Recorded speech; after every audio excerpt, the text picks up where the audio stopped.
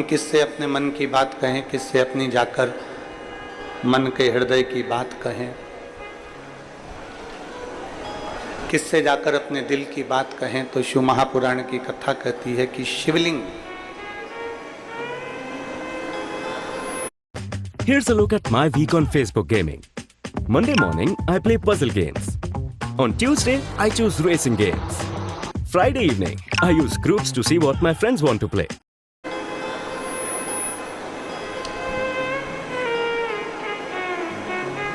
भगवान शंकर के शिवलिंग के पास में पहुंचकर, और जब हम शिवलिंग के नजदीक में पहुंचे तो हमारी हृदय की तरंगे, हमारे मन की तरंगे भगवान तक पहुंचे।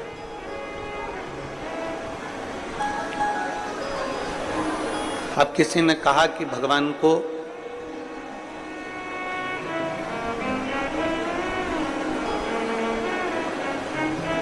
पुकारने के लिए या भगवान को अपनी बात बोलने के लिए क्या बहुत तेज चिल्लाकर बोलना पड़ता है?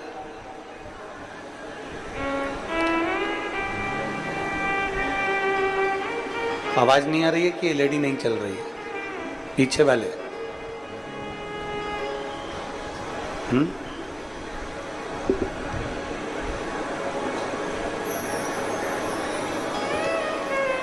भगवान को रिझाने के लिए क्या हमको बहुत तेज बोलना पड़ता है? भगवान को रिझाने के लिए क्या हम बहुत चिल्लाकर बोलें?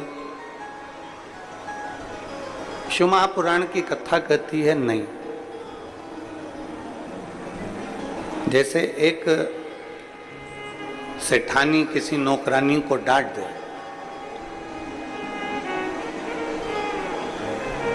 कोई सेठानी किसी नौकरानी से, कोई सेविका से डांट दे, और झाड़ू लगाने आई या पोछा लगाने आई या सेवा करने आई और उसको डांट दिया, डांटा उसको, तो वो जो नौकरानी रहती है, वो सेविका जो रहती है, सेवा करने वाली होती है, झाड़ू लगाने वाली हो, बर्तन वाले हो, कोई आदिक आदिक हो, सेवा करने वाली जो सेविका हो, जिसको डांटा गया है, जिसको डांट दिया है, वो पोछा लगाते लगाते, झाड़ू लगाते लगाते थोड़ा थोड़ा बुदबुदाती रहती है। देखा है आप लोगों ने? कोई सेठानी अगर किसी को डांट दे, कोई नौकरानी आदि, कोई सेविका को, कोई सेवा वाले को, तो वो धीरे धीरे धीरे धीरे धीरे धीरे अंदर ही अंदर बुदबुदाती रहती है, बुदबुदाती रहती है। इतने में सेठानी उससे पूछती है, क्या बोल रही है तू?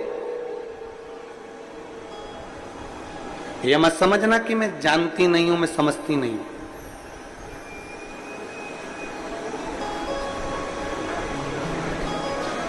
तो ये मत समझना कि मैं जान नहीं रही हूं। तू मनी मन कुछ बुदबुदा रही है, बोल जल्दी से क्या बोल रही है। सेठानी ने डांटा और नौकरानी अंदर ही अंदर थोड़ा थोड़ा बुदबुदा रही है, बुदबुदा रही है, कुछ कुछ बोलती जा रही है और अपना काम करती जा रही है, झाड़ू लगा रही है, पोछा लगा रही है। फिर पूछा सेठानी ने, मैं सब जानती हूं, तो कुछ ना कुछ बोल रही है, सही बता क्या बोल रही है, क्या बुदबुदा रही है, क्या मन में बोल रही है? पर नौकरानी बताती नहीं, सेविका बताती नहीं, चाकरी बताती नहीं कि मैं क्या बुदबुदा रही हूं। शिव महापुराण की कथा कहती है कि तुम भी भगवान के मंदिर में जब पहुंचो तो बहुत बहुत चिड़चिड़ कर नहीं, बहुत चिल्ला कर नहीं, जैसे एक सेविका, एक नौकरानी बुदबुदाती रहती है, बुदबुदाती रहती है और सेठानी कहती है मैं सब जानती हूँ, उसी तरह भगवान के मंदिर में पहुंचकर जब हृदय से आप भगवान शंकर को धीरे धीरे धीरे धीरे कहेंगे तो शिव भी कहते हैं कि मैं सब जानता हूँ, तेरे हृदय की दशा को मैं पहचानता हूँ, मैं तेरे मन की बात को, तेरे हृदय की बात को मैं अच्छी तरह से जानता हूं, मुझे मालूम है तू क्या कह रहा है।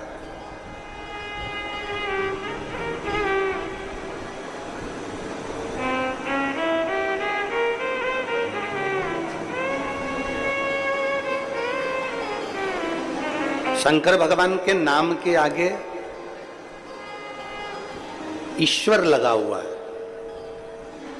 आप कोई भी नाम बोल दो जो आपको याद हो, कपिलेश्वर, महेश्वर, कुबरेश्वर, गोपेश्वर, चंपेश्वर, आप कोई भी नाम बोलोगे, शिव जी के नाम के आगे ईश्वर जुड़ा हुआ है। किसी भी नाम का आप उच्चारण कर लीजिए। शिव महापुराण की कथा कहती है कि भगवान शंकर का कोई भी नाम पुकारोगे, आप अक्षेश्वर बोल लो, आप लक्षेश्वर बोल लो, आप अग्निश्वर बोल लो, आप पिपलेश्वर बोल लो, कपिलेश्वर बोल लो, कुबरेश्वर बोल लो, तुम्हारी मर्जी पड़े, जिस नाम को तुम्हें पुकारना पुकारो, उसके पीछे ईश्वर लगा होगा। इसका मतलब क्या? जो भी बोलो, एक्सपेरिमेंट करने का मन तो करता है। पर सबने पूछा, हस्बैंड फैमिली वालों के सामने ये पहनेगी? हाँ, तो उनके सामने बिल्कुल नहीं पहना। सीधे ट्रिप प्लान किया विद जाया, रेखा और सुनैना। ट्राई मिंत्रा, ढेर सारी वैरायटी, बेस्ट से best prices. Myntra, it's your 2.0। बुझने लगे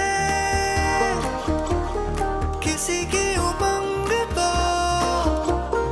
उसको तरंग दो, दुनिया को रंग दो। बस, बस, बस, दुनिया को रंग दो। Birla Opus Paints.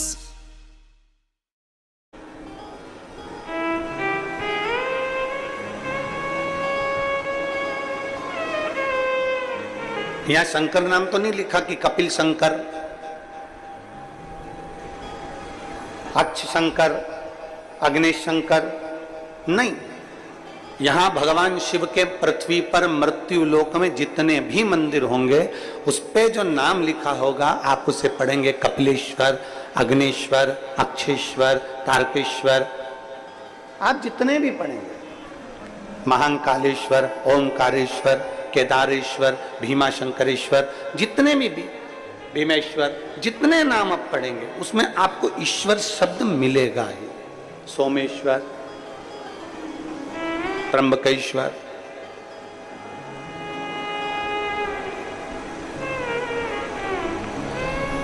ऐसा कोई शिव का नाम नहीं जिसमें ईश्वर शब्द नहीं जुड़ा। क्यों? किस लिए? वो ईश्वर शब्द का संबोधन किस लिए? क्यों? राम जी के नाम के आगे कोई ईश्वर शब्द नहीं लिखा, भगवान श्री राम। भगवान कृष्ण के आगे कोई ईश्वर शब्द नहीं लिखा, भगवान श्री कृष्ण। भगवान नारायण के नाम के आगे ईश्वर शब्द नहीं, भगवान श्री नारायण। भगवान श्री हरि। केवल एक शिव ऐसे हैं जिनके नाम के पीछे ईश्वर शब्द जुड़ा हुआ है। कुंदेश्वर, अक्षेश्वर, अग्नेश्वर, पिपलेश्वर, केदारेश्वर, महाकालेश्वर, ऐसे ओमकारेश्वर, कुबरेश्वर, ईश्वर शब्द जुड़ा हुआ। ईश्वर शब्द से मतलब क्या?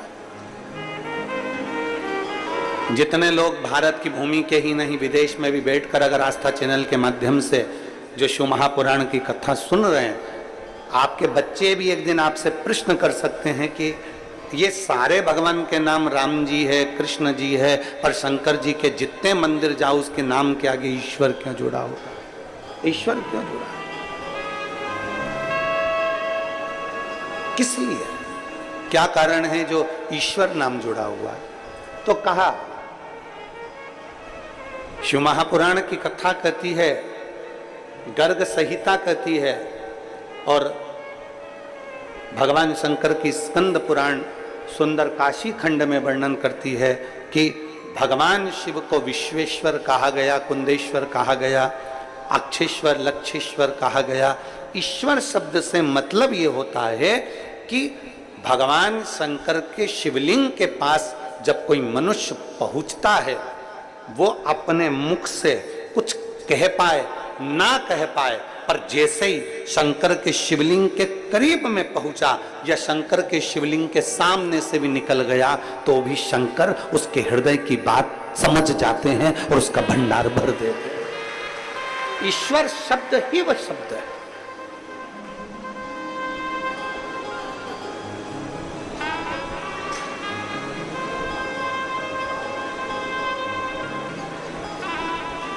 हम जिन माता जी के यहाँ ठहरे हैं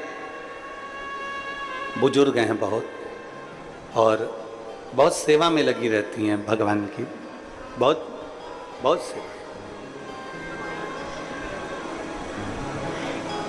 और उनकी भक्ति के कारण उनके चेहरे का तेज भी बहुत, बुजुर्ग है वो।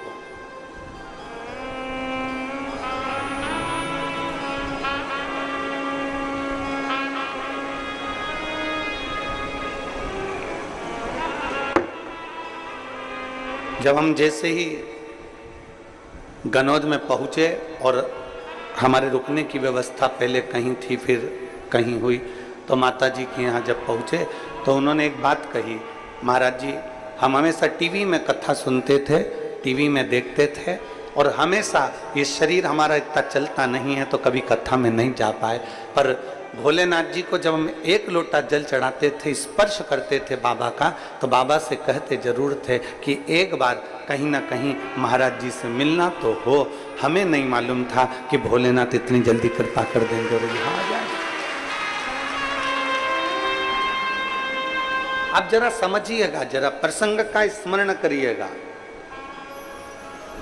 राम जी के नाम के आगे श्री राम भगवान लिखा, भगवान कृष्ण लिखा, भगवान श्री नारायण लिखा, भगवान श्री हरि लिखा, भगवान इंद्र लिखा, सारे देवताओं के नाम के आगे ईश्वर शब्द का संबोधन नहीं आया, पर शिव शब्द, शंकर भगवान के जितने नाम आए, कुंदेश्वर, कपालेश्वर, महाकालेश्वर, ओंकारेश्वर, कुबरेश्वर, जितने भी शब्द आए उसमें ईश्वर शब्द को जोड़ा है। किस लिए? और जितने कथा सुन रहे हैं आस्था चैनल के माध्यम से, जितने कथा सुन रहे हैं फेसबुक यूट्यूब के माध्यम से, और जितने कथा सुन रहे हैं इस नए रायपुर गनौद की पवित्र भूमि पर, बहुत ध्यान देना कथा की ओर, बहुत स्मरण करिएगा कथा की ओर। ईश्वर शब्द जुड़ा है। कई बार हमने कथा के माध्यम से कहा शंकर भगवान के मंदिर के अंदर नहीं जा सकते, मत जाओ। शिव जी को एक लोटा जल नहीं चढ़ा सकते, मत चढ़ा। पर इतना तो करो कि शंकर भगवान के शिखर का दर्शन तुमको हो जाए। ये भी नहीं कर सकते तो इतना तो करो कि शंकर जी के मंदिर के सामने से निकलकर चले जाओ। मंदिर के सामने से निकलकर जाने में भी क्या फल मिल सकता है?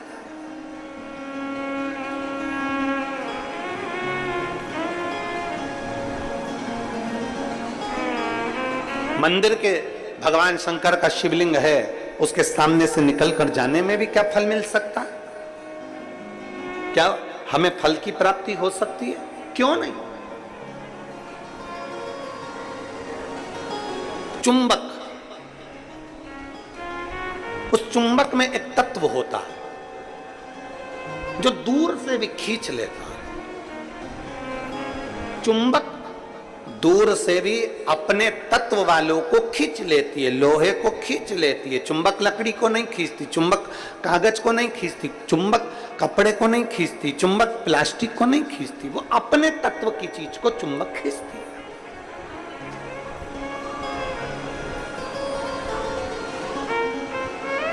चुंबक अपने तत्व की चीज को खींच